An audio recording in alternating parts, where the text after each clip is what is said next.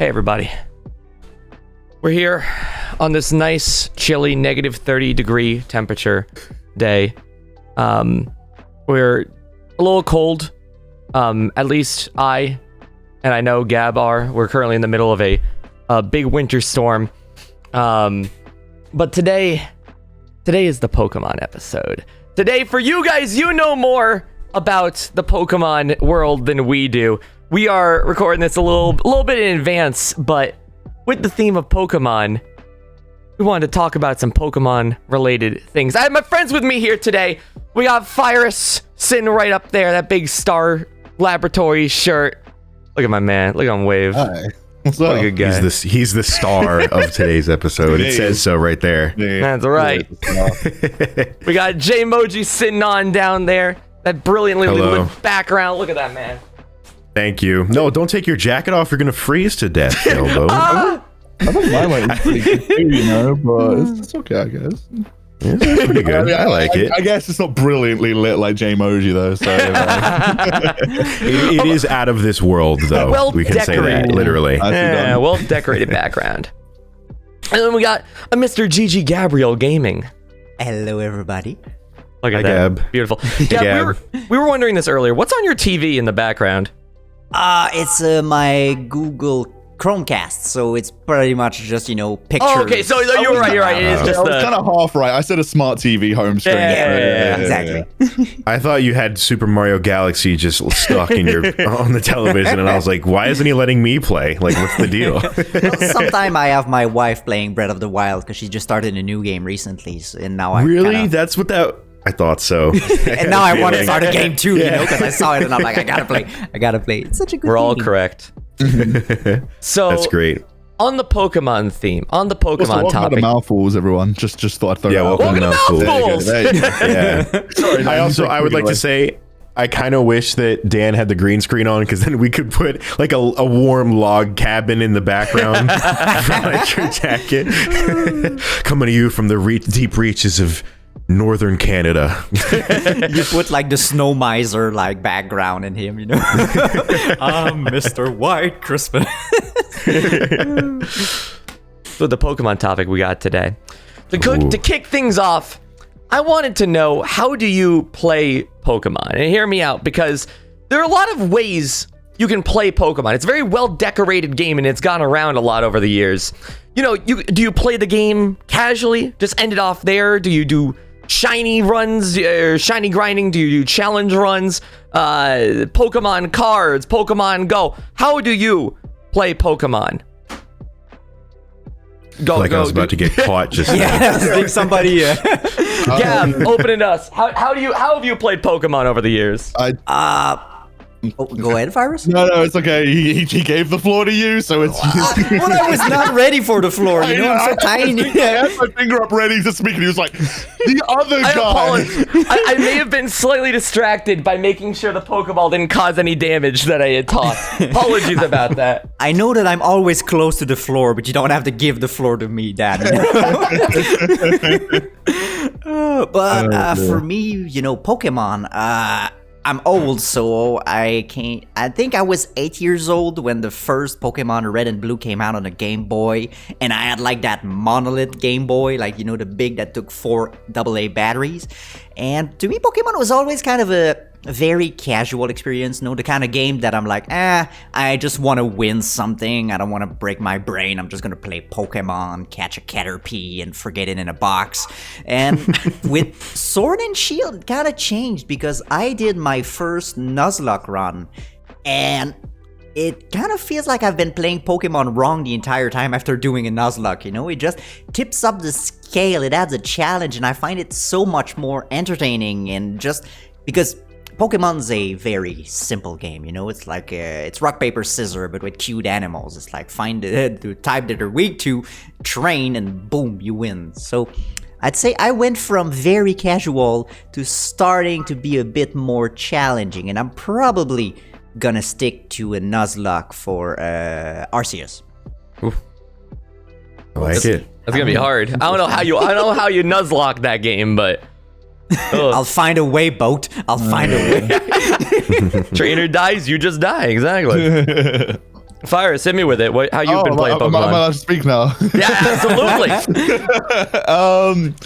So I used to be the kind of kid that would train up my starter Pokemon to a ridiculous level and then just one-shot everything throughout the entire game because that's the only way I knew how. Because my small pea-sized brain couldn't figure out type disadvantages and advantages. I was like, I'm just going to train up my Charmander to a Charizard and then we're going to make him level 100 and hopefully he will kill everything so I don't have to think too much. And I did that for, I want to say, at least 3 generations. I did that for Gen 1, I did that for Kanto, Johto, I did it for Hoenn, and then I stopped playing. I didn't play Diamond and Pearl, and I didn't play Black, White, Black 2, and White 2. I think it was X and Y. That's that was Gen 6, yeah, I think. So yes, 5. Kanto, Johto, yes. Hoenn, Sinnoh, because Black and White was Unova, 5. And then Kalos, yeah. Okay, 6. Yeah. That's when I started like trying to learn type advantages and disadvantages. And I'm not gonna lie to you, I'm not gonna sugarcoat it. I still don't fucking know half of them. I know the basic like water is good against fire. That's about it. That's it. And then I started trying to learn more and more. I played through Sword and Shield, and I actually had like a varied team that was quite fun. But I always wanted to do Nuzlocke because they always seemed super interesting. It seemed like they added, like Gab said, more stakes to it, more of a challenge. You have to be more strategic and more tactical with what you were doing because the stakes are way higher. Your Pokemon faints, it's fucking dead. And I did that with Soul Silver randomizers. That's what I did with Soul Silver because because games like Soul Silver are technically Gen 4, right? Yeah, because so, that's like the era they came out in. Yeah. So they have like every Pokemon from Kanto, Johto, Hoenn, and Sinnoh, which is really fucking cool for a randomizer because you can go into like the first areas tall grass and it will have like a fucking I don't know, like a Cyndaquil or something. That's like really dope. So randomizers are super hype. I think if I'm playing through an older game, that's how I prefer to do it because it just makes every single playthrough very unique. And Nuzlocke, I want to try and do Nuzlocke more. I think it was you actually that turned me onto the idea of how fun Nuzlocke can be. So yeah, that's how I play Pokemon. I also like the cards. I got like a load of them over there. I spent way too much money on them. You were mentioning the types thing, dude. My chat has they have a lot of dirt on me for how much I have been like, so poison and ghost, what happens there? Psychic's good against ghost, and the chat's like, no, it's not. And like, it's been a constant running issue of me for like 4 to 5 years. Yeah, just never being able to memorize those. Yeah. Any of the purple elements just go out my head. Jay, how about you? Well, firstly, I just want to say live stream chats are the worst place to get advice while playing a video game. So I very much understand that plight. My introduction to the Pokemon series was one of the stupidest decisions that I ever made of my life. Not because getting into Pokemon was bad. Don't get me wrong, I love Pokemon. But the way that I got into Pokemon was, boy, it was something. I never really grew up with it, so it was not something that it's something that I knew. Everybody knows Pikachu, right? Everyone knows, a little Bulbasaur, funny little characters dancing on screen. But I got into Pokemon during the Pokemon Go boom. That was like the first time that I'd played a Pokemon game because everybody was playing Pokemon Go, right? And so my brilliant, I want to say I was 14 or 15. I think I was 15. My content brain was like, okay, how do I like blow up on YouTube? Pokemon Go is big. I've got 28 subscribers. Where do I go with this? So I filmed a Pokemon Go video where I run around town playing Pokemon Go. I don't think I caught anything in the process as well. So what I did was I started the video out front of my house, like literally out front of the house that I lived in.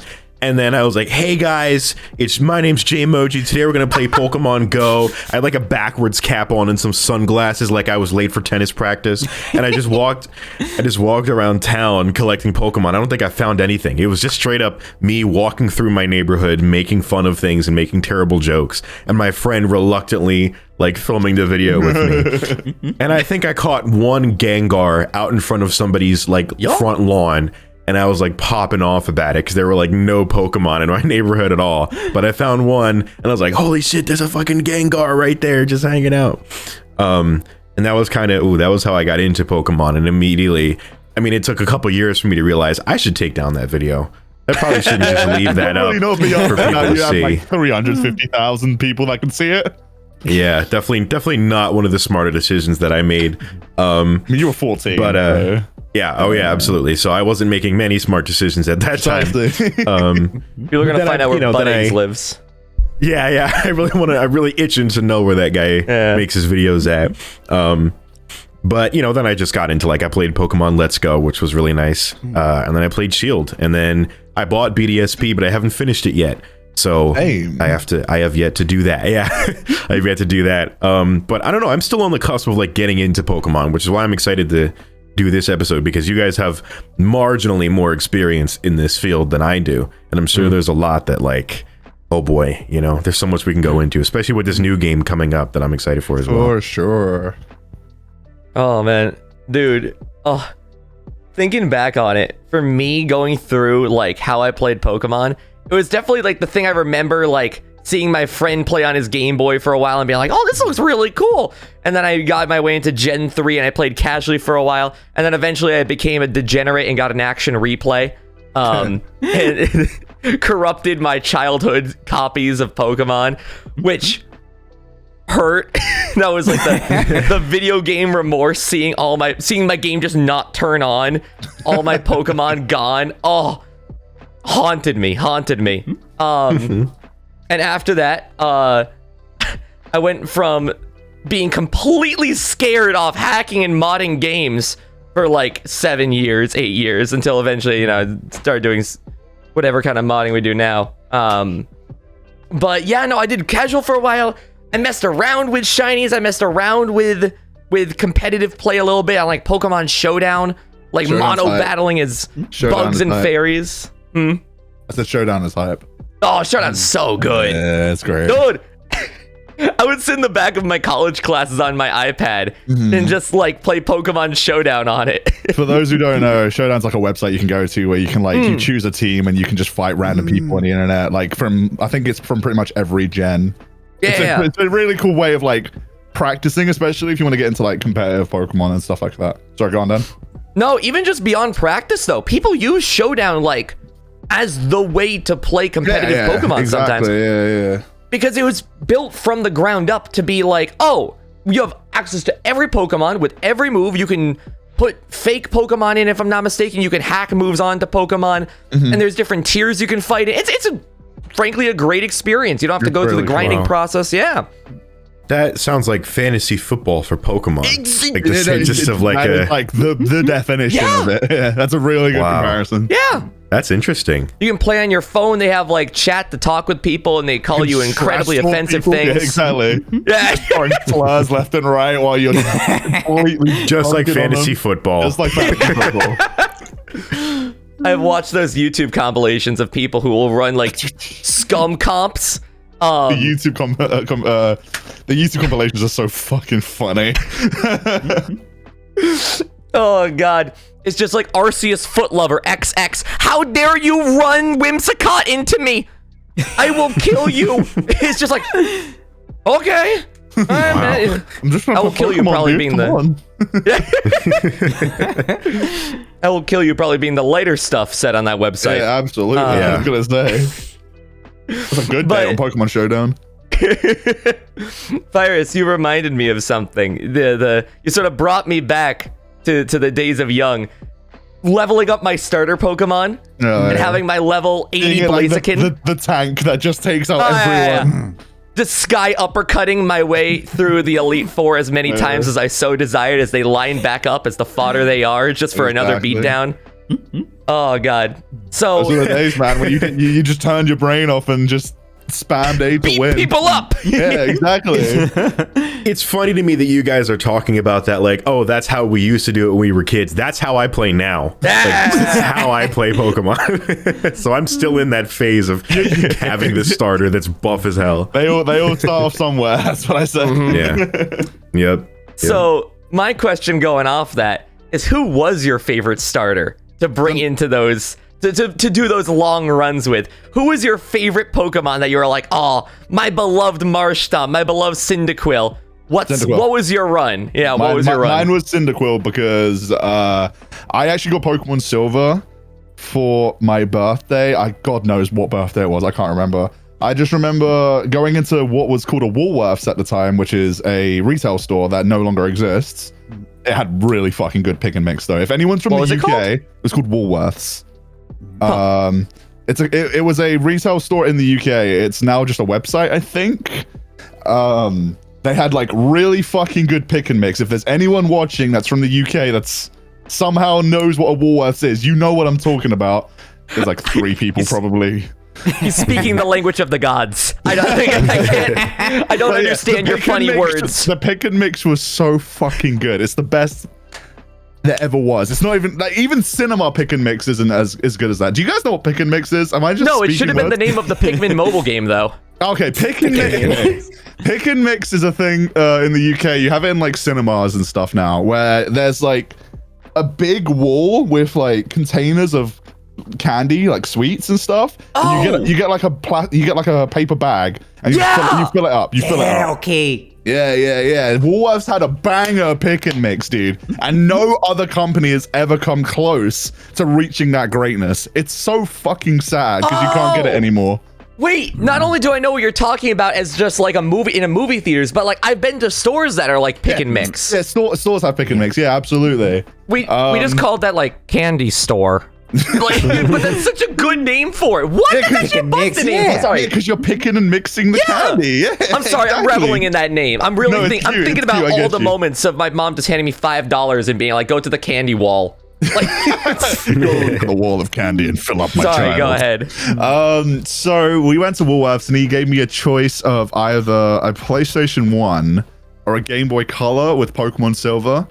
And in my mind, I don't know why I didn't go for the PlayStation 1, because that was inherently like the better console at the time. Like that was like a full-on home console. And for some reason, my brain was like, oh, I like the cute-looking bird thing on that thing, the fucking Lugia. So I got Game Boy Color, I got Pokemon Silver, and that's why Gen 2 has such a soft spot in my heart, because it was my first gen. It was a birthday gift. I don't think I ever got through Victory Road when I was a kid, but it's why I have such a soft spot for Johto. That and Johto has like some really banger Pokemon. So yeah, a very roundabout way of answering your question, Cyndaquil. I would level up my Cyndaquil, get Typhlosion, and I'd fuck everything up in my path. No one stood a chance. My Cyndaquil, my Typhlosion was a force to be reckoned with. Do you have a Cyndaquil plush? I do. Where is it? Oh, so beloved, huh? Where is he now? Someone else move. Let's give the floor to someone else. I will go find him. Wow. Favorite starters, guys. Make your pick. For me, it's never been so much about a starter, but as about the first Pokemon that I catch. Because I remember playing in, I had Red, and I picked Squirtle at the start, but I was like, he's not bad, but he's not my favorite. And then on Route 1, I met my first Rattata. And it was love. Me and my Raticate went through the entire game. And it was horrible because, like, for the Elite Four, you got Bruno, who's entire rock type, and Agatha, who's entire ghost type. And having a Raticate against these guys is not the best match. But I made it. Raticate, my love, my sweet.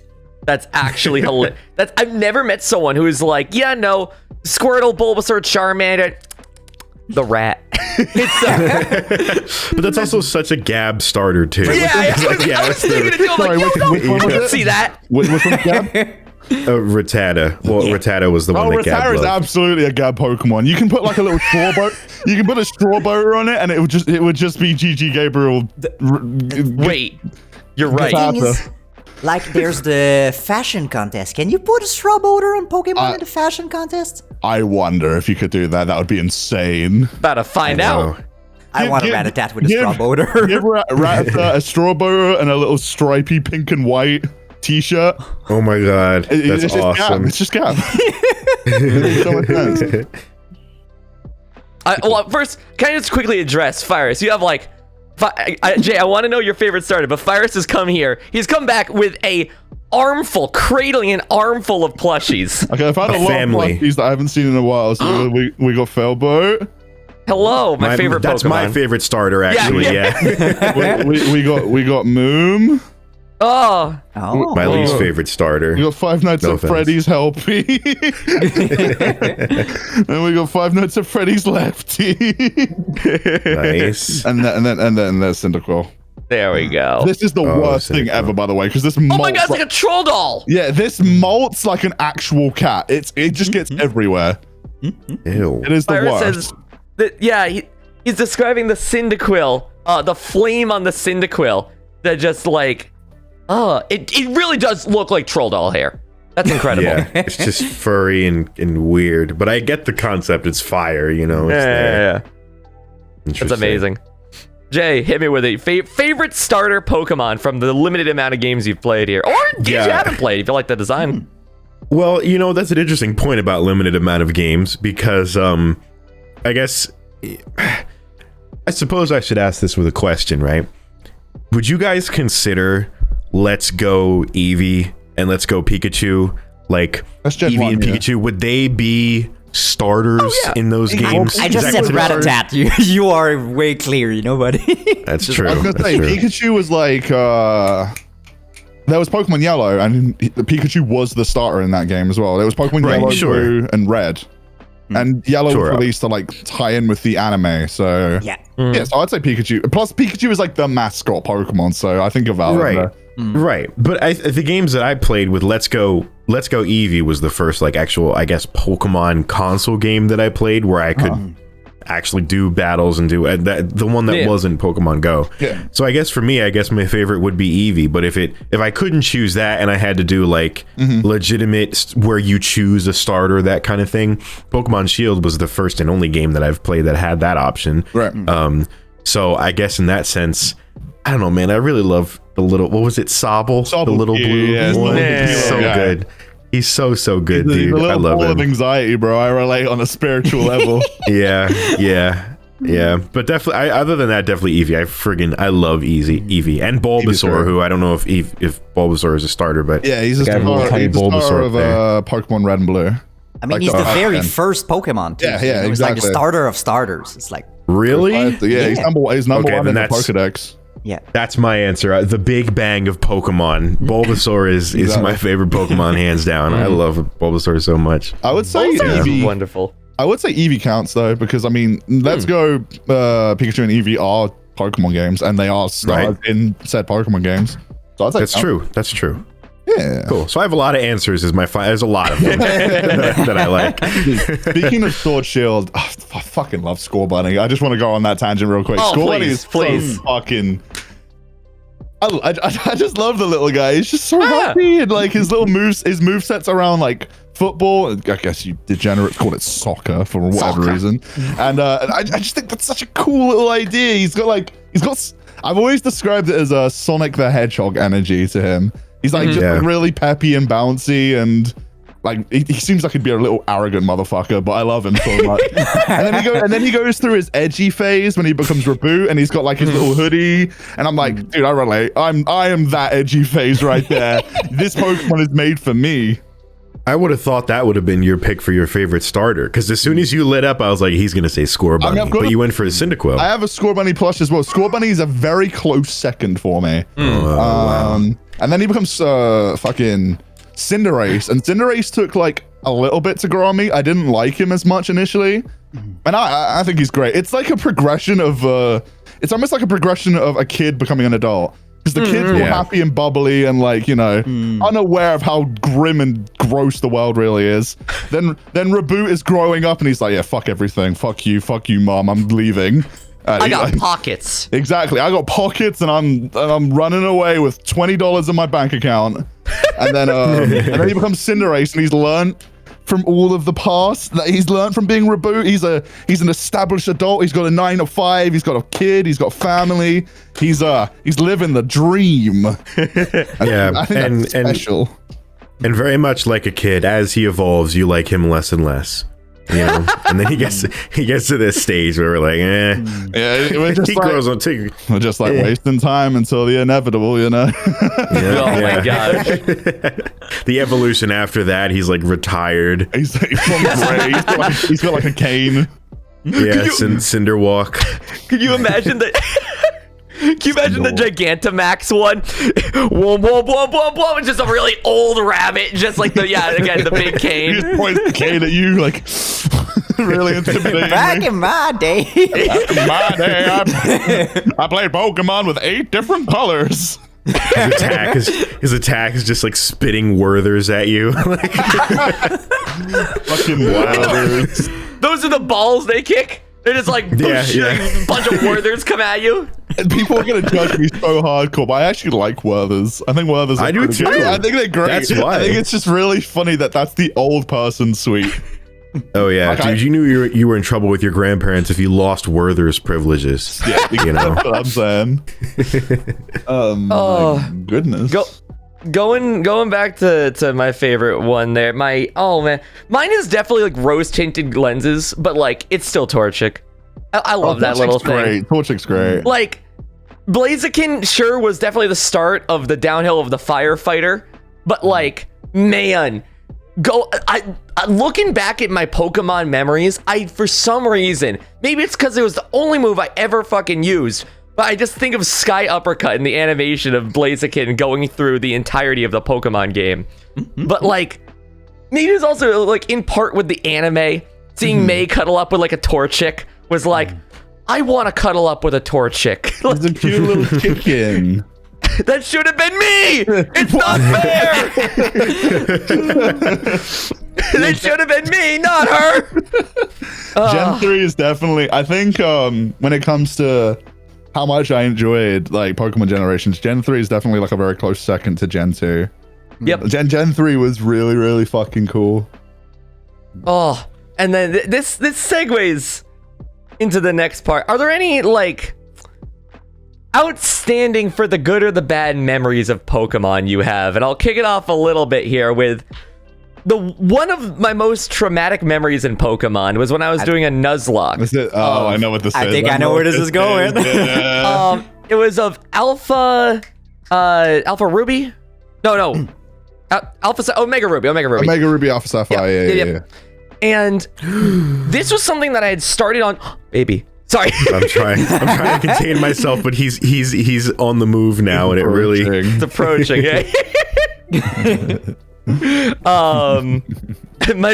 Gab's favorite starter. My son. Yeah. It was a run that I started on stream, but because I switched from my Capture Card DS to the new 3DS, I wasn't able to stream the run anymore. It sucks that this wasn't broadcasted at all because, oh man, what the trauma it put me through. I had a great run of Pokemon going. I was just past Gym 3, and I get to this house right behind the gym. This house, and I should probably specify, in the Pokemon Nuzlocke I was running, I couldn't use potions in battle at all. So I would have to rely on healing out of battle. Is that hardcore Nuzlocke? Yeah. At the time, I just viewed it as the rule of the Nuzlocke, but yes, looking back, it's the hardcore Nuzlocke. Yeah.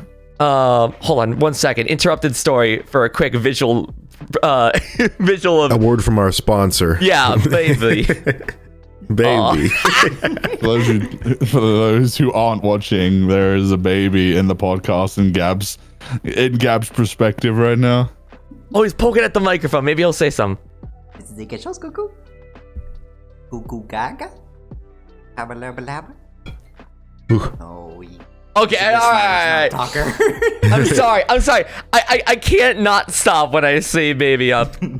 He's not signed on to be part of the podcast yet. He's like, I'm not giving away any free content until I sign a contract. If he's talking, he wants to be paid, people. So proud of you, baby. Pretty much the trauma of my story comes from I fought this house of trainers, and you are subjected to the trainer fights one directly after another. And that gives you no time to access your menu. You just get put right into the next battle. And for anyone else, you would just use a potion mid-battle. For me, it was a slaughter. I had my team of 6 Pokemon. They went down one after another.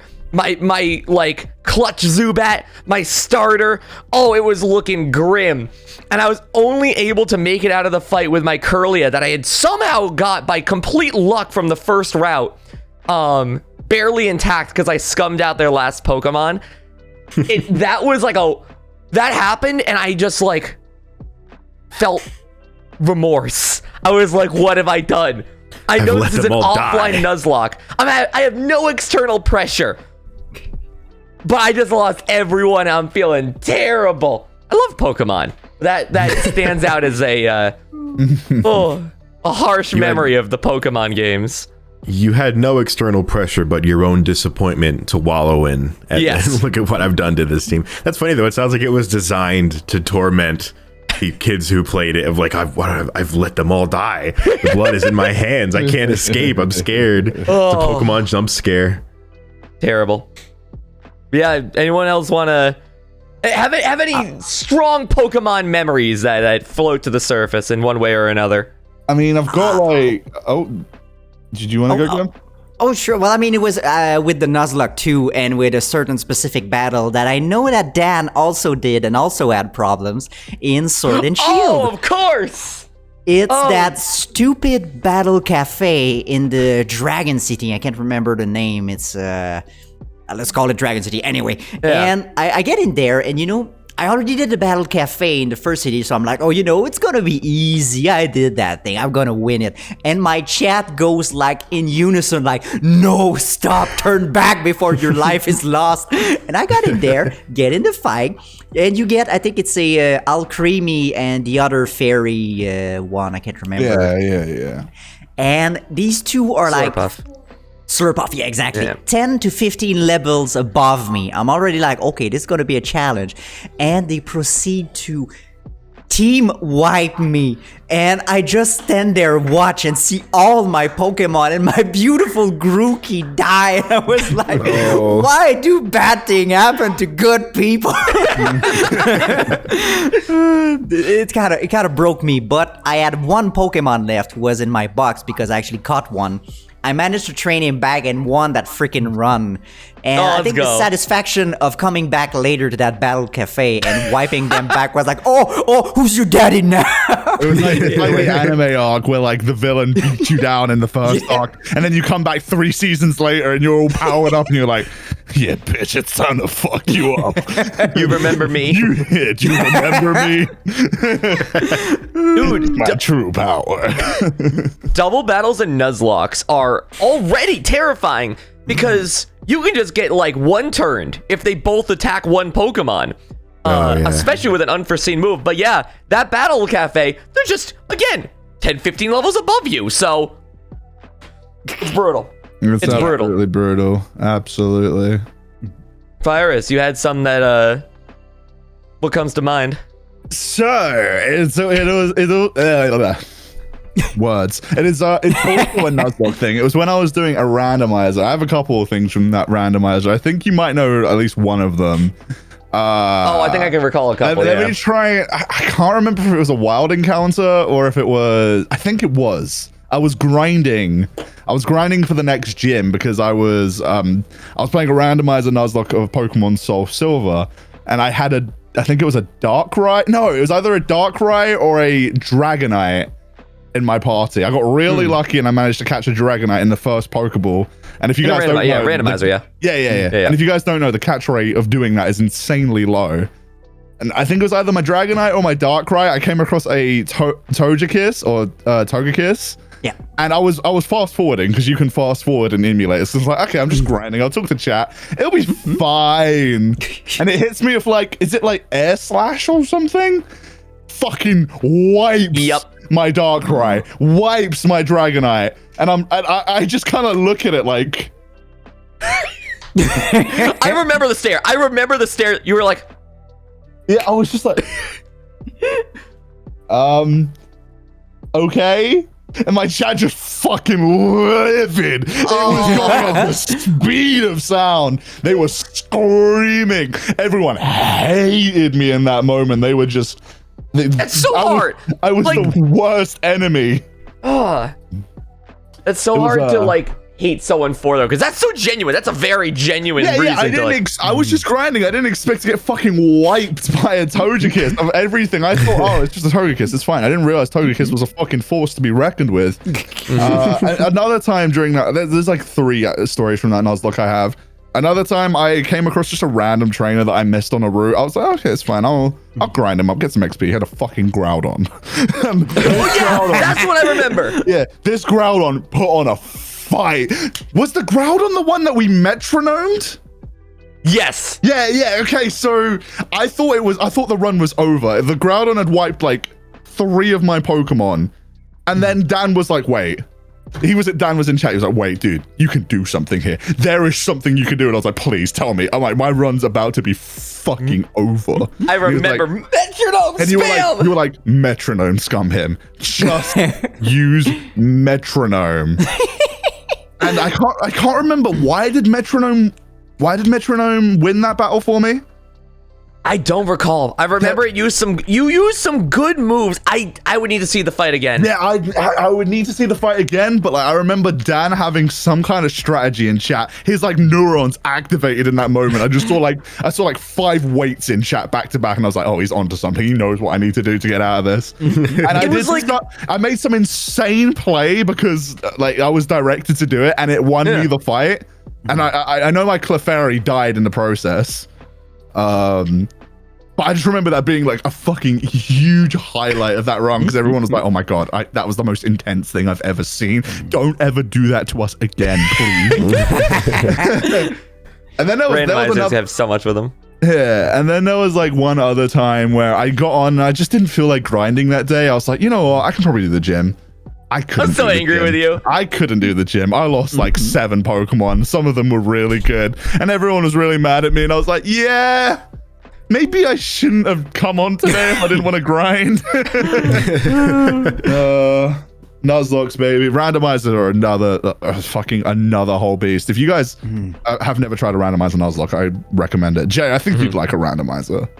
I think so too. It really is up my alley of like playing a game, but in an unconventional way. It fits like your style a lot. I think you'd have some funny reactions to a randomizer Nuzlocke, I think. It definitely is something I would love to try. Yeah. And you know, it's funny you say that because you can do because I haven't done one. You can do BDSP. There's a randomizer of BDSP that's been released.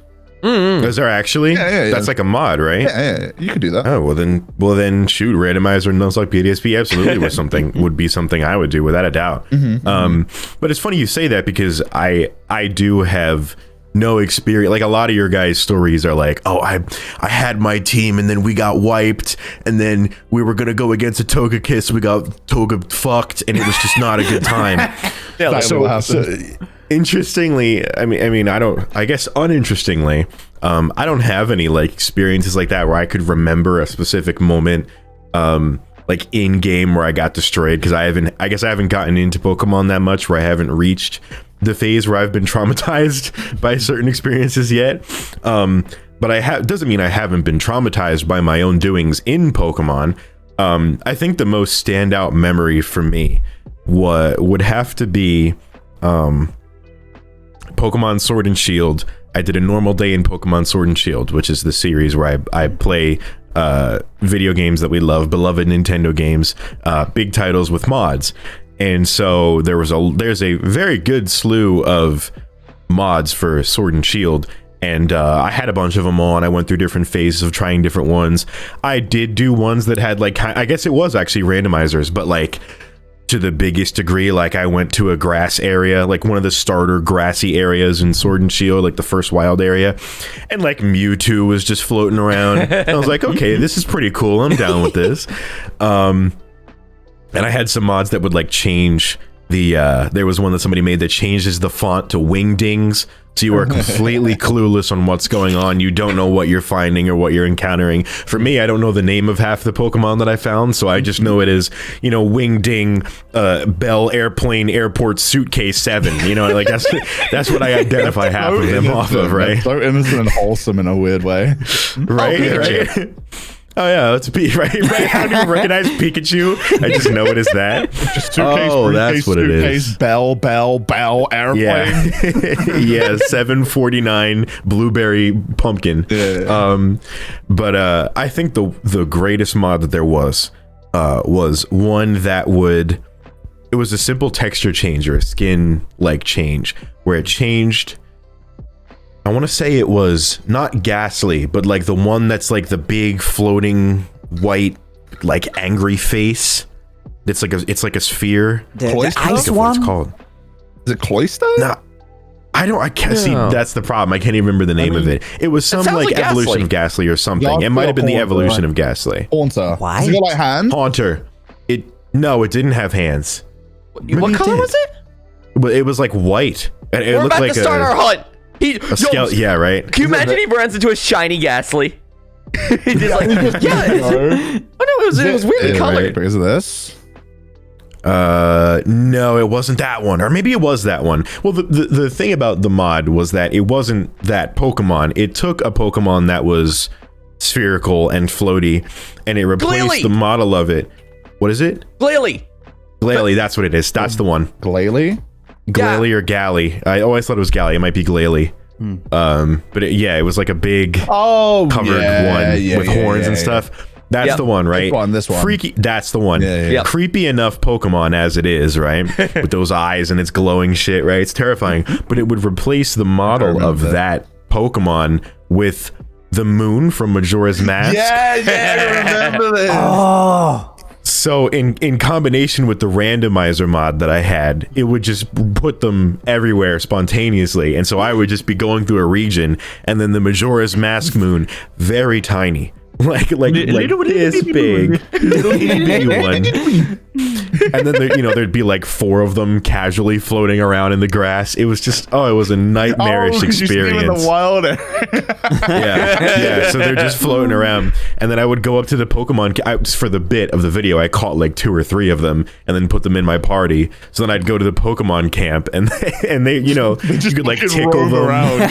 They would float towards you, and you could play ball with them and shit. And there were 2 of them that were like fighting me, and I was tickled. It was a weird experience. Flow towards you, and you put the Majora's Mask music when the fucking moon is crashing into Termina.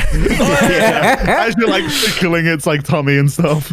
Yeah, that's exactly how it was, and I feel like that's the thing that stands out the most to me in my Pokemon memories is the time that the least something from another game that made this game terrifying.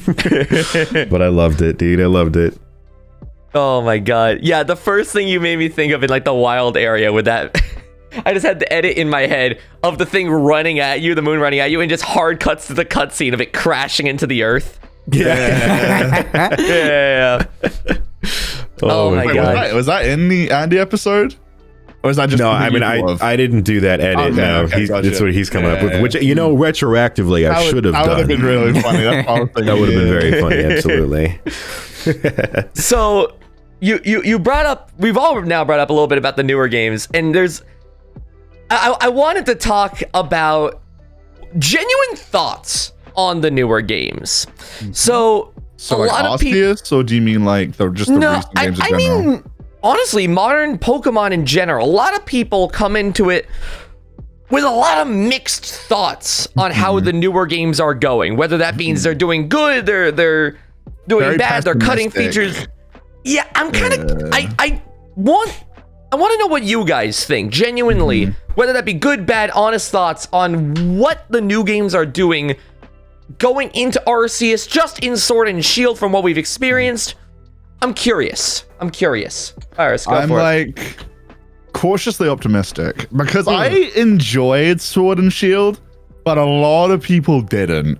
And they had like valid critique and stuff, you know, the whole like national dex thing, the fact that like they said that they didn't have the national decks because they were making new models, but then people found out they weren't really doing that because the models were the same models that they've used for the last 10 years, which is kind of and then the tree thing, you know, the whole meme of the tree looking like it was from a fucking Crash Bandicoot 1 or something. But I enjoyed it. Like, I understand people's concerns and critiques and why they didn't, but like, I feel like it was still a natural progression of what they're trying to do because, you know, it was more story driven. They had like more cinematics and stuff. I liked it. Of course, the formula was very much tried and true to Pokemon. They didn't really change it up much, but like the whole idea of like the gym battles taking place in a stadium with an audience and like people like cheering and stuff for you, and especially when the music was banger as well, like the gym theme, and when you got to the, I think it was the last Pokemon and everyone started like clapping, going, yo, oh my God. It's it's fucking so hype. My heart was like, this is what Pokemon felt like to me when I was a kid playing it on my Game Boy. It's so fucking sick. So I like it, but I'm cautiously optimistic because also Pokemon is the biggest multimedia franchise on the planet, and the games do not reflect that kind of like that kind of level of, you know, it's a multi-billion-dollar company.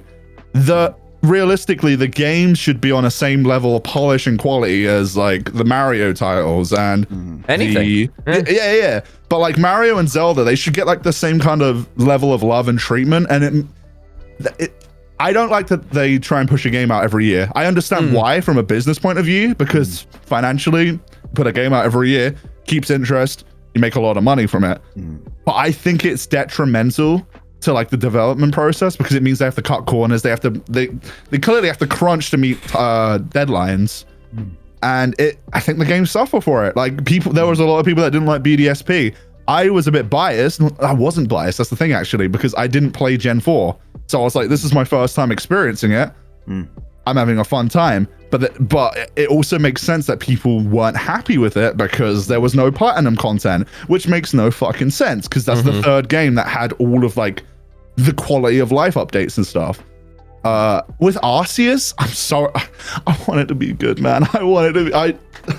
I'm so like, I'm praying because it looks like it's doing so many fucking cool things. It's got so many cool ideas and concepts, and like the last gameplay trailer, there's so many cool things they're trying to do. I just want them to execute it well.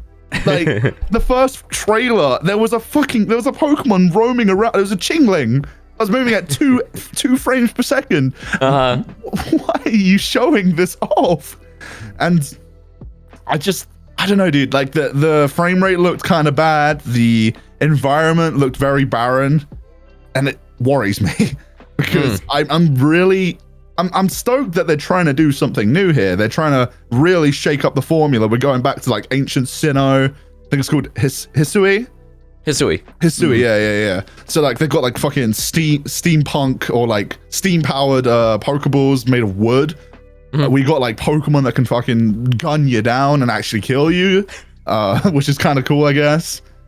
And it seems like they're really trying to reinvent the wheel with this and be like, this is the new mainline kind of Pokemon game. And since it's called Pokemon Legends, what's it called? What's the 2 dots? Colon Arceus. That means that they might, if this does well, it'd be open to do like, I don't know, Pokemon Legends Celebi, Pokemon Legends like Registeel. Go back to like the ancient versions of each generation to like, you know, give the spotlight to legendary / mythical Pokemon that didn't get like the spotlight in the games. I just want it to be good, dude. I'm praying that it comes out next week and we're all pleasantly surprised with what they've got for us, because if it's good and people like it and the reviews are good and people are singing its praises, people will buy it. Game Freak will keep going in that direction, and it can only get better because they'll just improve on the formula. Fingers crossed, anyway. That's my thoughts on modern Pokemon. Sorry, I went on for a little bit. No. That was You completely took the words out of my mouth on multiple points. Like, namely, Sword and Shield. I think to make it a little bit more compressed, they have amazing vision. Like, what I see in Pokemon games modern days is a really good idea at times. Like, oh my god, you're so right. The gym battles, but it's an arena fight, and everyone's cheering along, and you just take that. It's hype. You take the you take the Pokeball, and you're like, ha! Oh, the fucking Dynamax. Yeah. Oh my god, yeah, and again, the cheering, you walk out onto the event, and like the Elite Four is not just an Elite Four, but like a bracket.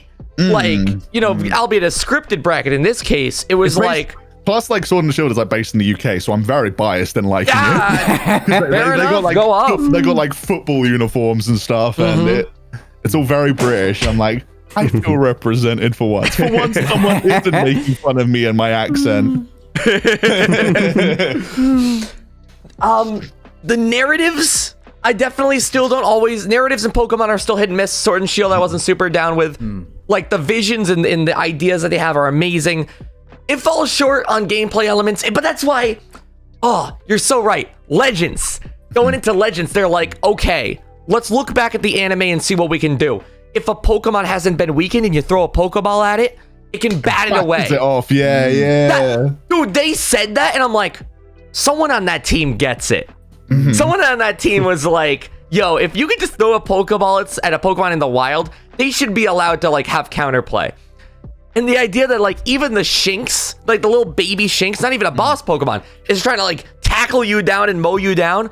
I'm like, this looks sick. This looks incredible. You know what does look incredible? The textures on that boulder that have the same like pixel count as a Minecraft texture. Right? That's what I'm saying. Oh, I love Ocarina of Time, you know? Like, oh, what sucks recently was that, or not sucks, that made me sort of reflect. I know it's completely different studios, and my issues lie with the Pokemon company, and like you said, they put out the games every year, and I'd see no reason why they would stop, but it's the Breath of the Wild trailer. Yeah.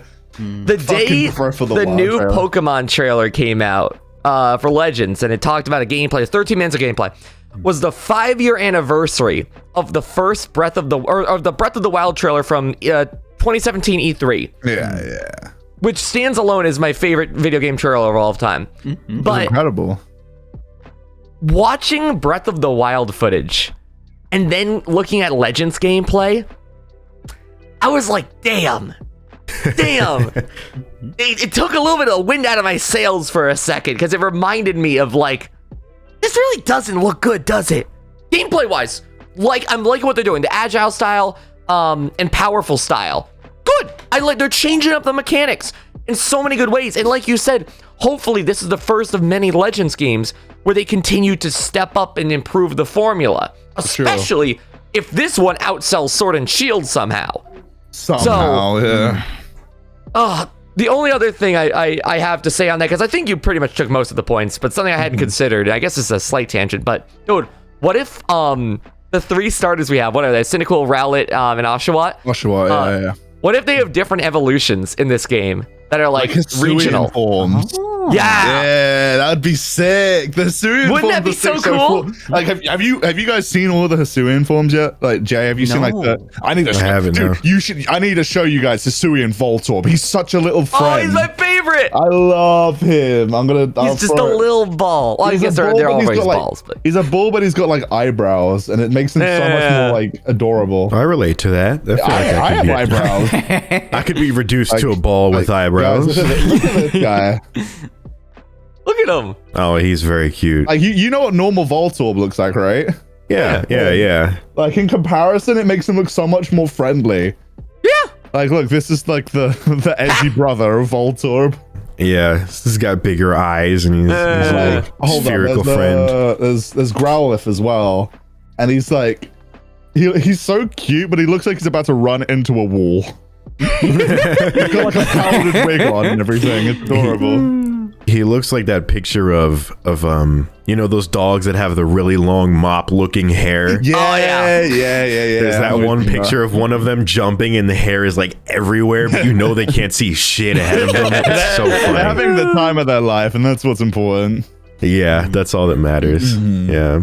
Oh, would love to see more forms and how they take this direction. I but feel like they're holding back on a few Hisuian forms, and they're probably going to start. I feel like they might drop one this week.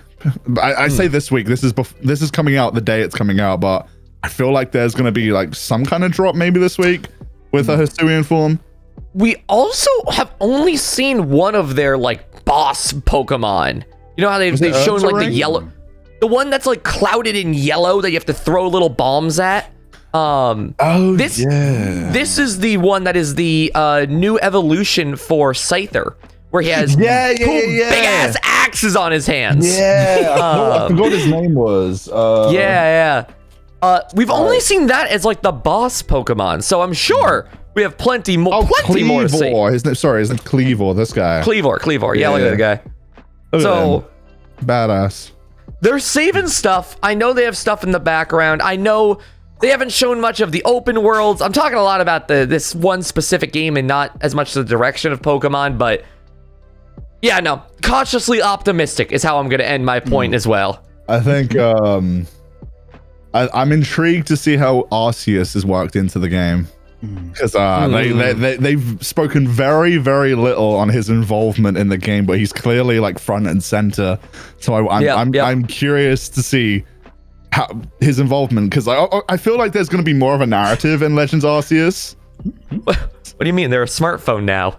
They've been. Okay, I was about to bring that up. I think it's really fucking funny. I think it's really fucking funny that we're in ancient Sinnoh, Hisui. We've got like steam-powered Pokeballs, and we're walking around with the latest iPhone, just chilling. How do you? It's like the worst case. How do you charge it? Who's charging it in ancient Hisui, ancient Sinnoh? Coal-powered battery charger. Coal-powered smartphone for sure. Powered by God. Quite literally powered by God. Exactly. It is powered by Arceus. Pray to your phone for it to come back alive. It's probably gonna fall from the sky or something, isn't it? That's gonna like the smartphone is gonna fall from the sky at the beginning, like the Death Note. Absolutely. It's gonna be like the opposite of the Death Note. Yep. Gab, Jay, any thoughts on Pokemon Go, Pokemon cards, the modern day Pokemon in any regards? What are we feeling? For me, I think the biggest thing with Pokemon right now is that they're both damned if they do and damned if they don't. And what I mean by that is that Pokemon has been out for like, what, 20 years? Oh, God. A bit longer than 25 now? A bit longer than that. Let me look real quick. Oh, no, 25. They just celebrated their 25th. Oh, 25th. So yeah, it's been out for like such a long time that you have now incredibly hardcore fans that were there from the start, and you still got new fans. And when they come out with a new game, they have to consider that you got some, well, old people like me, 30 years old or more that are playing the game, and also probably a 4 years old that's going to get into the game for his first time. And you can't make the game too complicated for the newcomer, for the 4 years old, because Pokemon is still very, aimed at children at first, but you can't deny the oldest fan that kept you alive for all that time. And when they're going to make a new game, I think they can't appeal to everyone, It's like you want to add old gamers want some new gameplay mechanics, they want some new stuff, bigger story and all that, and all the Pokemons from before. But to a newcomer, if you come in and there's like there's about 1,000 Pokemon now if you consider all the regions. It's gonna be about 1,000. I think it's like 900 at the moment, but just shy. Next gen they're gonna break into 1,000. It's terrifying. I can just imagine a 4-year-old going into his first game and like, here's 1,000 Pokemon, here's EV evolution points, here's a new mechanic, here's stuff. Good luck, kid. And I'll be like, hey, I think Pokemon's not for me. I think it's too much. And they're also too big to fail, because biggest multimedia franchise in the world, so yeah, that's the thing. And Pokemon Sword and Shield has been like bashed for as soon as it came out. It's still getting bashed today, yet it was probably one of the best-selling game of his year. So it's like, is it bad? Is it good? Is it perfectly how it is.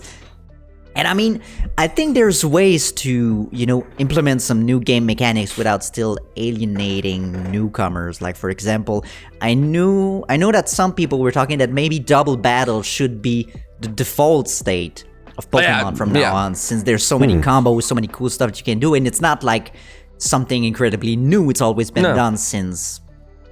When was the first game that had 3? So Generation 3. Yeah. So it's not exactly new. And I know that from a competitive stand, a lot of the double battle competitive stuff is incredible, and the shenanigans people can put is just crazy. So that could be something. And I've also seen can't remember. I know I've been lurking the Reddit, I think, of the competitive Pokemon for a bit, and they mentioned that maybe like have you guys played Final Fantasy X? Is that the one of Tidus? Yeah, exactly. Yeah, I have, yeah.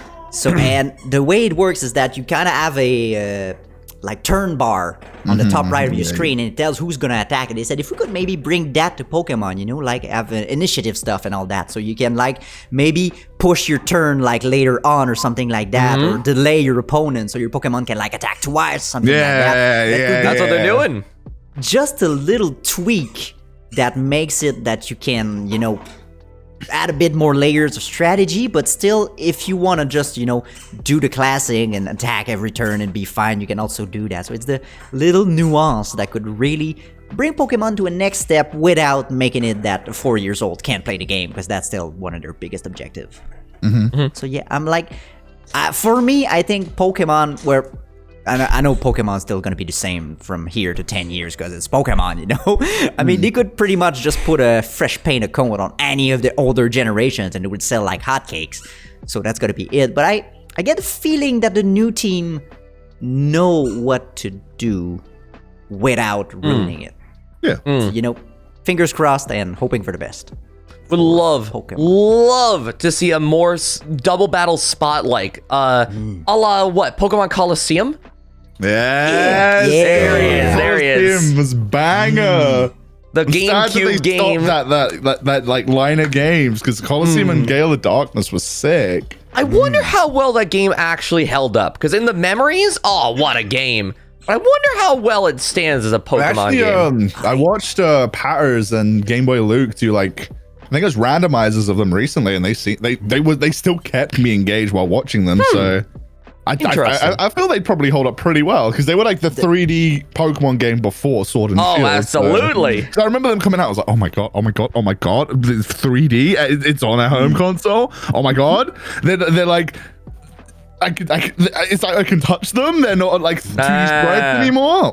Good. Oh man, good I shit. actually think that Colosseum was a commercial failure, though. Yeah, I think it didn't sell very well. GameCube titles. Yes, I think it was a GameCube game near the end of life of the GameCube, like where the Wii was almost announced. So people were like, well, why would we get that Pokemon game? Are you talking about Gale of Darkness, or did Coliseum and Gale of Darkness come out back to back almost? I think so. I can't remember. I thought Gale of Darkness was a proper I don't think I've ever really played Gale of Darkness. Gale of Darkness was a proper sequel. It's Pokemon XD. I love that. LOL raw Pokemon XD Gale of Darkness. That came out in 2005, which was the one which would have been right before the Nintendo Wii. Let me have a look at Coliseum real quick. Like, Coliseum was 2003. Oh man. Yeah. Oh man. Wow, that's one thing I remember from Colosseum is that I don't know if it was an advertising problem or just that people, because when I saw Colosseum coming out, I was like, oh, it's gonna be like Stadium, there's just gonna be like you can play some one thing. I didn't expect a full campaign, a full story, so I didn't buy the game because I was like, I don't, because of like the name of it, right? Because like Stadium, Colosseum, it kind of sounds, the branding kind of leads it to feel like it's a sequel to Colosseum and not sequel to Stadium, sorry. So I completely get like the train of thought. So yeah, I think they kind of failed from this problem with the success of Stadium, that people thought, oh, this is going to be Stadium on the GameCube for the new generation, which it kind of was too, because I think you can just have battle with your Pokemon and all that, but yeah, you can like the campaign was table. Yeah, that's the thing. But the campaign was the real focus, and the campaign was amazing, When I finally played it, I think it was 5 years after the game came out, and I was like, how did I miss that? It's so good. But yeah, that's... yeah. Jay, what are you feeling with a. Well, I mean, I guess because I don't have a lot of experience with older Pokemon games, and the only ones that the question still being my opinions on like newer Pokemon games and the direction that they're kind of going in, because I don't have that history with it like you guys do, and like a lot of people do, it seems. I don't necessarily have a good ground to stand on when it comes to the older games were better, or the direction that we're going in is this, because I don't really see that direction outside of the first thing I played was Pokemon Go, which alone was an oddball, right? And then it was Let's Go, which was also kind of an oddball. And then Sword and Shield, which was a mainline game, right? But it wasn't received as well as it was. And now Arceus is coming out, and it's another oddball where it's way outside of it. So I don't really have that track record of like, I played this mainline game and then this one, which was the natural progression of it. And like, I have that understanding of what the series really is. To me, it's just like a iconic thing that has many different types of genres that it seems to and platforms that it tries to tackle, right? So before I get into this point, I should ask, and we might have mentioned it briefly before, but was the Brilliant Diamond Shifty Pearl, Shiny Pearl, was that This has been playing too much Splatoon 2. I'm telling you. Splatoon, dude? Oh my So God. Pokemon Shifty Station, Pearl Marina, Pearl. Yeah. Pokemon Dastardly Diamond and Suspicious Pearl. Fly, Oshawott, fly. Somebody say suspicious. No, not again. Sorry, go on. So was my question before I can make this point is, was this game like well received with the community, with like generally? It opened up very poorly, and then people, I think, warmed up to it to a neutral way. Yeah, I think people it's are, very neutral. Yeah, people are very like, Yeah. Like, people enjoyed it, but they like also like, why is there no platinum in this? There were Right. complaints, but people overall, maybe it's because Legends is coming out, and so everyone was like, whatever, Legends is the new focus. Yeah, exactly. Yeah. It's good. I think people would say, this is a good game. It's not like that's my view. So BDSP, correct me if I'm wrong, was a HD remake of a pre-existing Gen 4 Pokemon game, right? It came Pokemon Diamond and Pearl came on the DS. So it's like a little bit of an older one then. Yeah. That's probably why people had those preconceptions, because they've already played it before, so they wanted it to do the original justice, if that makes sense. Right. Yeah. So that kind of goes off of my point, is despite that I haven't really grown up with Pokemon or know too much about it, the thing that I notice from a very like outsider newcomer into the series standpoint is that Pokemon seems to be the only series that I see that like the older games hold up as well as they do.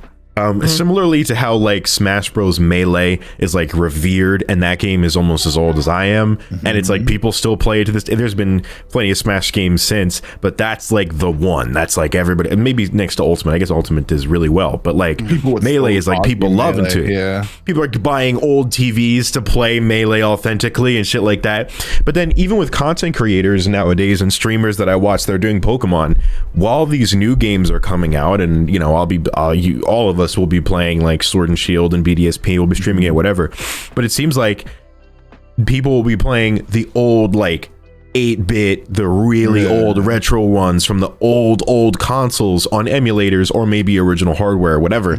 But people are still geeking out about that and like going back and playing those games, and it almost seems like they're doing it more than the newer games in some regard. Like I've seen more retro Pikachu on my YouTube recommended than I have for Sword and Shield. Like Sword and Shield came and went, but everyone's like, all right, back to the ones that we actually like. New players and old ones, I'm noticing.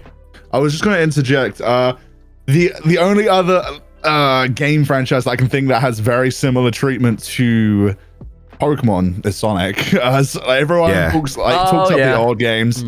Newer games, not so much. It's this very same kind of thing where people sing praises like the old 2D platformers. People sing praises like Sonic Colors, Sonic Adventure 1, Sonic Adventure 2. Then you get to Forces and 06 and Black Heroes, Knight and XD. people even spoke up Sonic Heroes. It was mostly like Forces, Black Knight, Secret Rings, those kind of games where everyone's like, The Wii era. not my Sonic the Hedgehog. That was just a tangent I wanted to go off on. No, But that's a good point. I agree. People definitely focus on the older ones, but I think that's also because first, nostalgia. People like grew up with these games. The Pokemon are more iconic. They're just more moddable as well. Like there's more.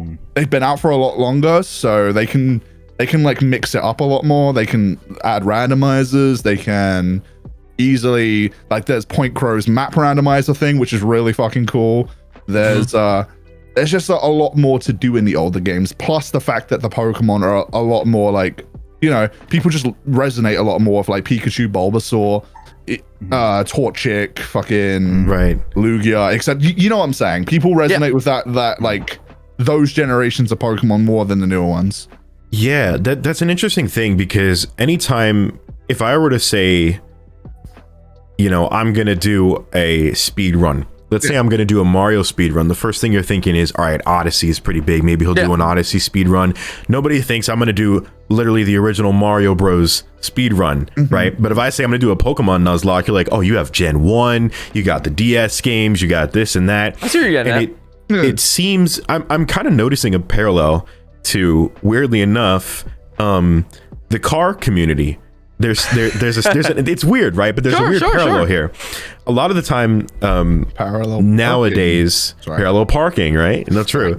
A lot of people in the car modding community, older cars, we're talking 90s, JDM, imports, that kind of stuff. Those classic type of cars, right? Not like older than that, but like 80s, 90s is like the sweet spot, maybe early 2000s. People love doing modifications to those types of cars. Engine, transmission, whatever type of physical modifications, cosmetic stuff. People love tearing those cars apart and modifying them. Older Mazdas, people love doing stuff like that, right?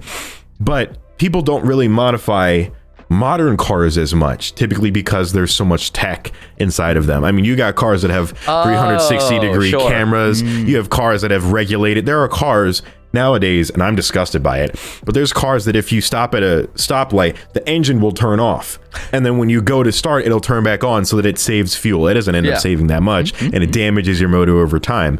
But I digress. My point being, a lot of people, the car community and the people who are really in love and involved with cars and modding them, love the older stuff because it's older hardware. It's got much more support for modification than it did, and it's easier. If you go to a Mazda from the 70s, not 70s, from like the 80s or 90s, it's just boom, there's a rotary engine and you can pull it out and mess with it. I own a Mazda now, right? If you open up my car and you look under the hood, there's so much shit in there that it's just like, oh, there's this and this is connected to that. And it just seems like there's a weird parallel to games like that. Like people like modifying older hardware for classic games like that. People like doing emulators because then with emulators, you can do any type of mod. And I don't know. I found that to be very fascinating that it seems like similar to the car community, there's this love for like, even if it predates you can still have more fun with it than you can with trying to mess around with a modern game. And I don't know, that just caught my eye a lot because it's like I've never played any of those games, but I feel like there's so many. It would be easy for me to go into one and play one now than it would be for a newer one, maybe.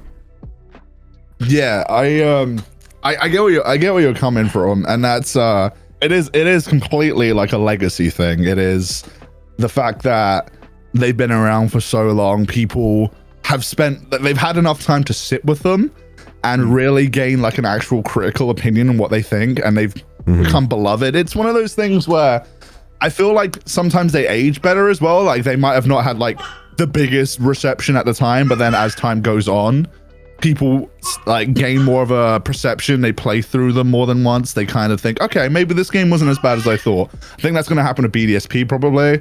It happened with Omega Ruby and Alpha Sapphire. People fucking hated those when they came out. Oh yeah, people really didn't like them. And then they were using Omega Ruby and Alpha Sapphire to defend, to compare it to BDSP. They were like, yo, why can't this just be more like Omega Ruby Alpha Sapphire? And I was like, you motherfuckers hated that game when it came out. What do you want?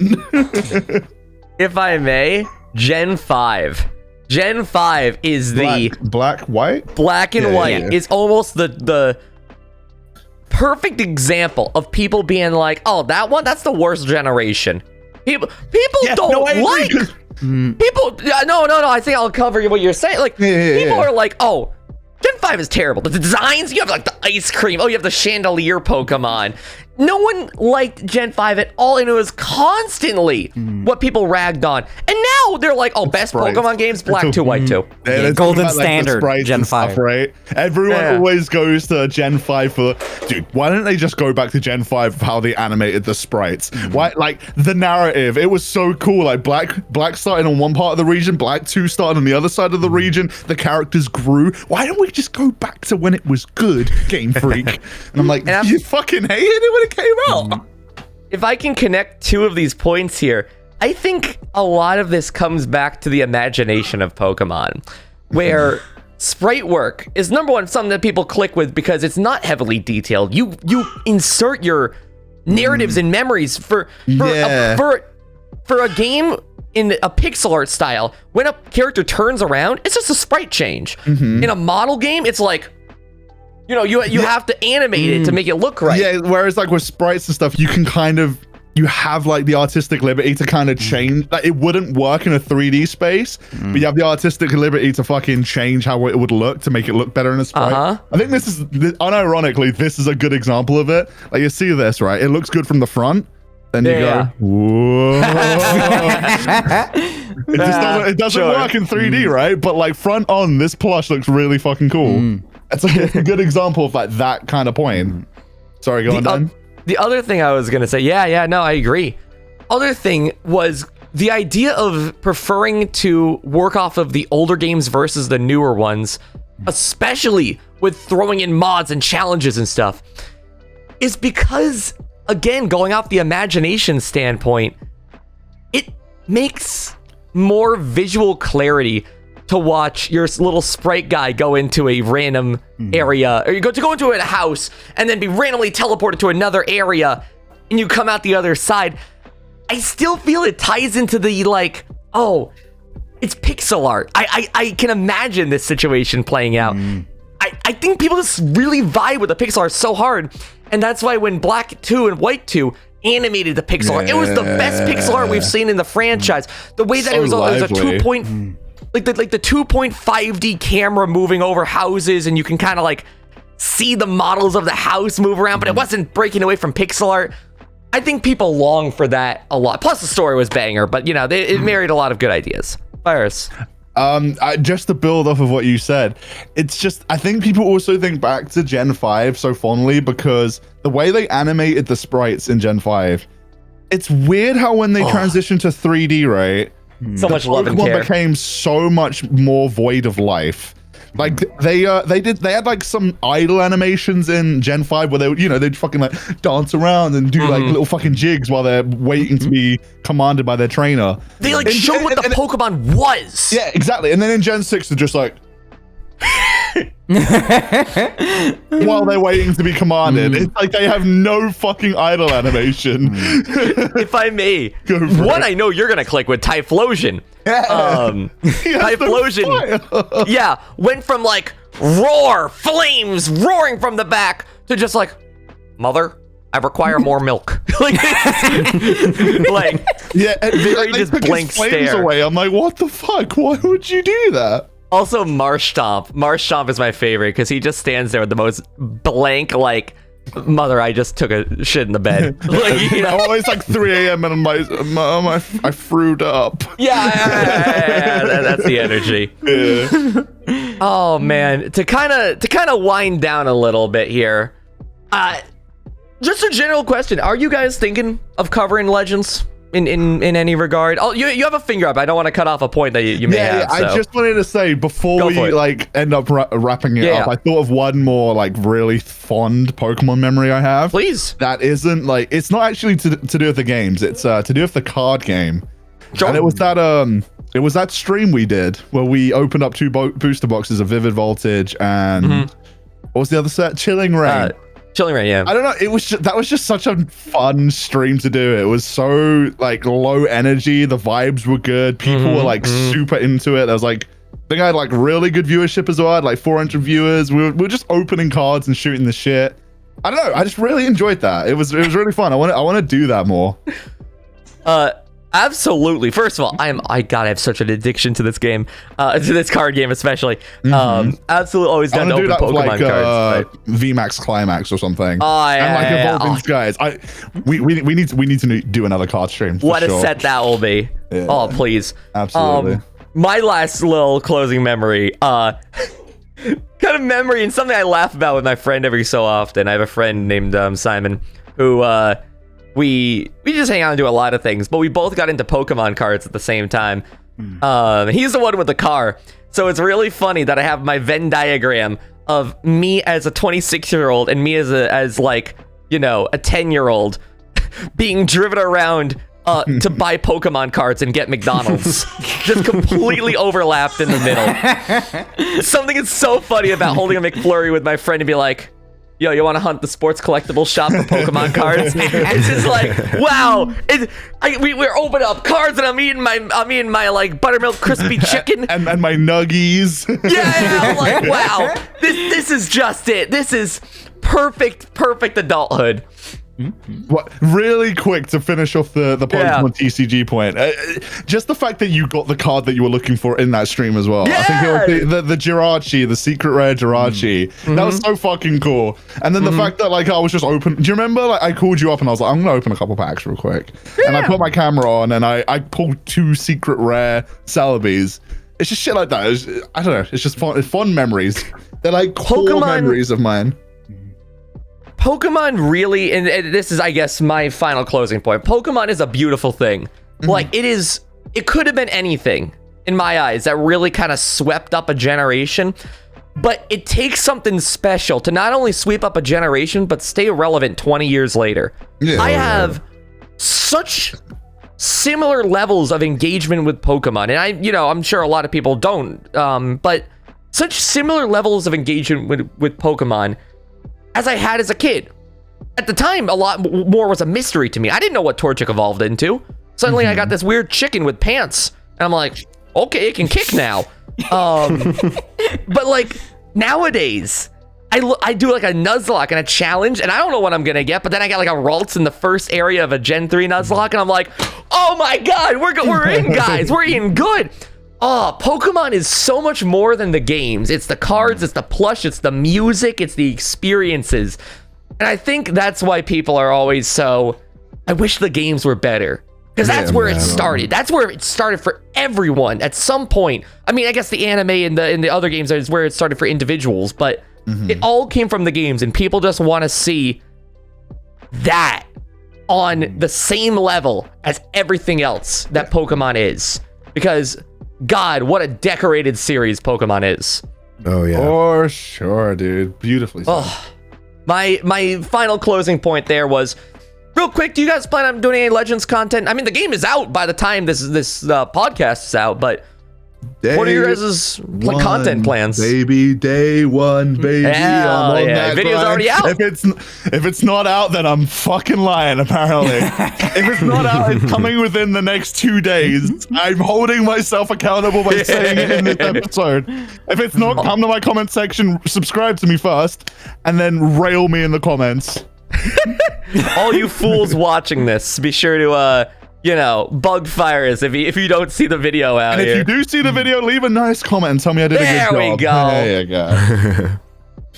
What about you, fellas? Yeah. I'm also planning on doing my day one as much as possible. I might do a day two if I really want to make it something special with like how I'm editing it. But yep, plans. I've always done blind Nuzlocks since like X and Y of like the first playthrough of a game. First time I'm not going to do a blind Nuzlocke just because I got super burnt out. Also because it's a different formula, like you just want to kind of experience it. Like if it was like another just like dead up Pokemon game, it might be more inclined to do a Nuzlocke, but since the gameplay mechanics are so incredibly different, you probably just want to experience it like a game for the first time. That plus like Brilliant Diamond, I only did like 3 episodes so far, 4 episodes maybe. I just don't want to. Yeah. I edited my one, and I know you did your one there. Yeah, I've done like 4 or 5 streams, and I'm just like, wow. I'm just not feeling it. Like, it's boiled down in a memory to me of like, yeah, I could just grind if I wanted to. And I know there's ways to prevent that, but like, I just don't want to.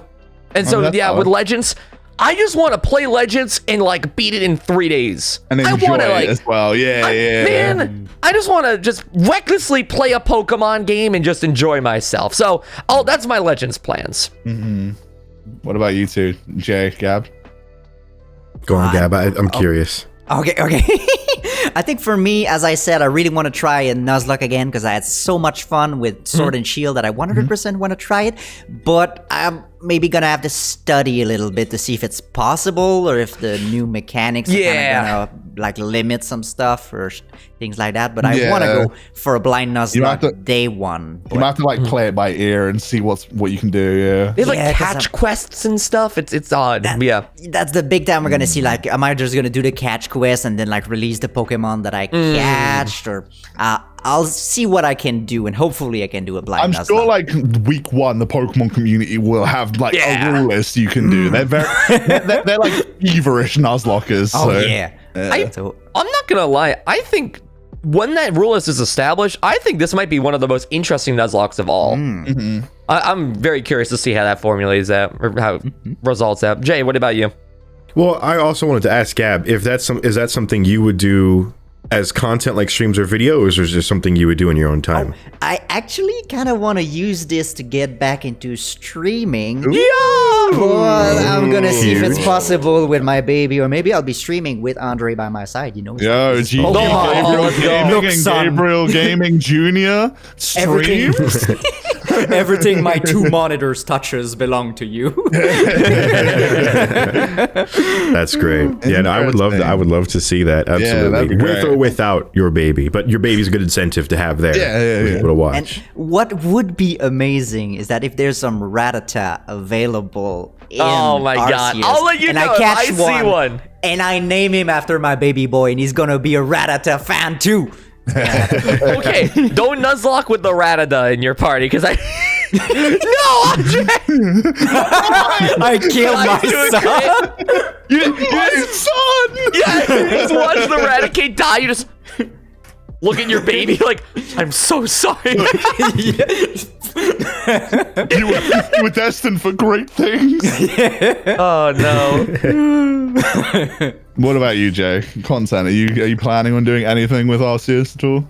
You know, honestly, I wasn't until we had this conversation, because I'm trying this year to upload consistently every Sunday, and this release date kind of lines up nicely because it comes out on a Friday when everybody's watching this, or initially when everyone's watching this, and if I upload on Sunday, that gives me time to play through the game and try it, but I don't really know anything about the game.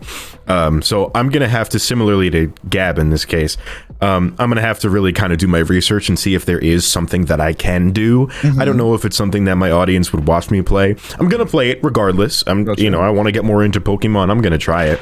But I don't know. I'll have to see if there's some type of way I can package it nicely that my viewers would be like, yeah, I mean, sure, you're playing Legends Arceus, but Failboat is also playing it, so I'm gonna go watch him play. You know what I mean? I'd have to bring something that's like, okay, something that's maybe different or off the cuff that like my audience would be like, okay, I can see why this would be interesting. You know what something different off the cuff is? You. What's that? You're unique and special, and your personality, and people will watch for you.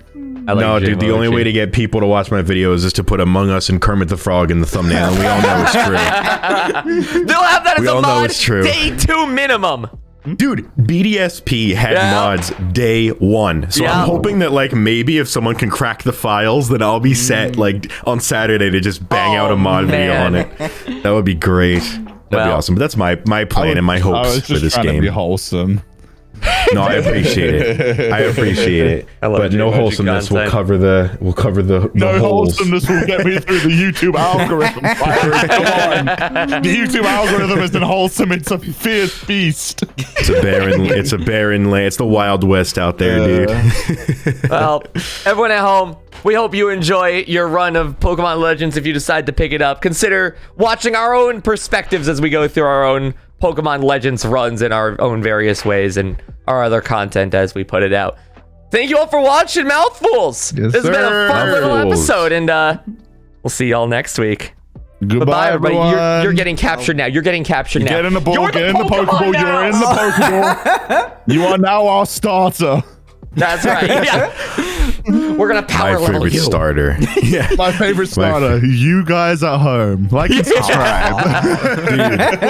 Dude, Dan, your day one video, you are the starter. Top 10 on trending. It's gonna work, dude. Every time. I'm gonna put my chat over the Pokemon. Perfect. Yeah. I'm stealing that right now. I have so many things I want to talk about. I'm like gonna get off track here. This is the case of a game that was far more popular in Japan than it was in the United States. They never went to Mordor. What are you talking about? It's kind of weird. But there's real detail. There's like wiring underneath. You know, they're sold one and done. That's Yeah, it. Sold yeah. out. So they're super hard to come by. You heard him, guys. Bring it back. Here we go again. Round two.